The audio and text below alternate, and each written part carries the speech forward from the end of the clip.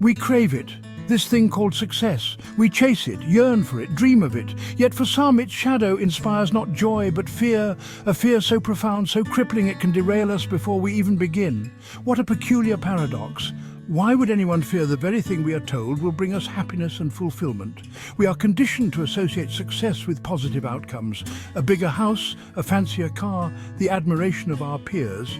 But what if, beneath the surface, lurks a darker truth? What if success, with its bright lights and high expectations, exposes our deepest insecurities, our hidden flaws? Perhaps success is not the external validation we crave, but rather a journey inwards. A journey that forces us to confront not just our strengths, but also the vulnerabilities we try so desperately to conceal. And maybe, just maybe, it is in this confrontation that we truly discover ourselves. Success has an uncanny ability to act as a magnifying glass. It amplifies everything. Our strengths, yes, but also our weaknesses, our doubts, our deepest insecurities. Suddenly, the spotlight is upon us, and we feel exposed, vulnerable. We worry about not being good enough, about being found out as frauds. The higher we climb, the farther we have to fall, and the fear of that fall can be paralyzing. We start to question ourselves, our abilities, our right to be in the position we've achieved. This fear is not always logical, it rarely is. It stems from deep-seated beliefs about ourselves, beliefs often formed in childhood and carried with us into adulthood. Success, in all its glory, forces us to confront these beliefs head-on. It asks us to look in the mirror and answer the question, do I deserve this? Success, we are told, is best shared. Yet, ironically, it can also be incredibly isolating.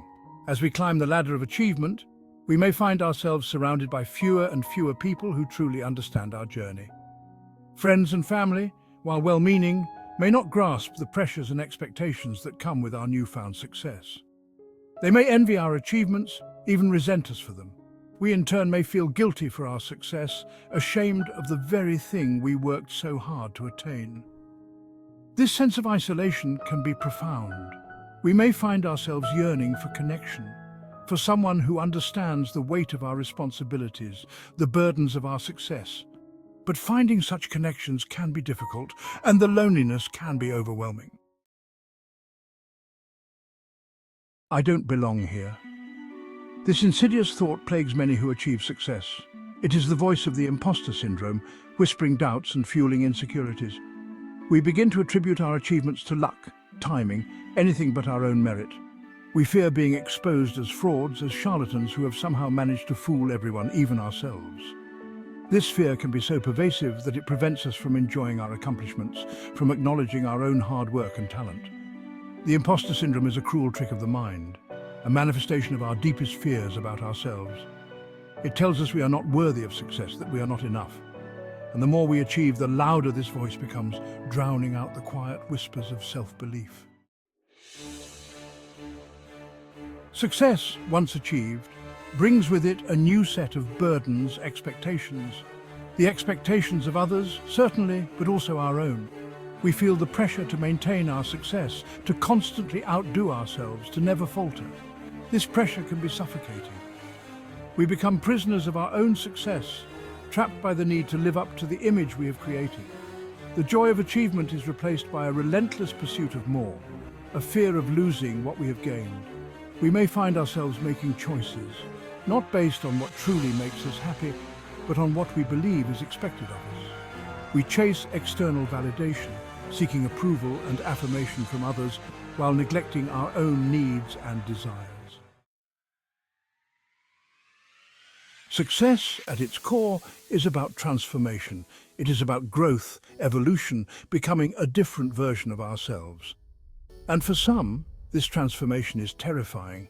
It challenges our sense of self, our beliefs, our place in the world. We cling to the familiar, to the comfort of who we were, even if that version of ourselves no longer serves us.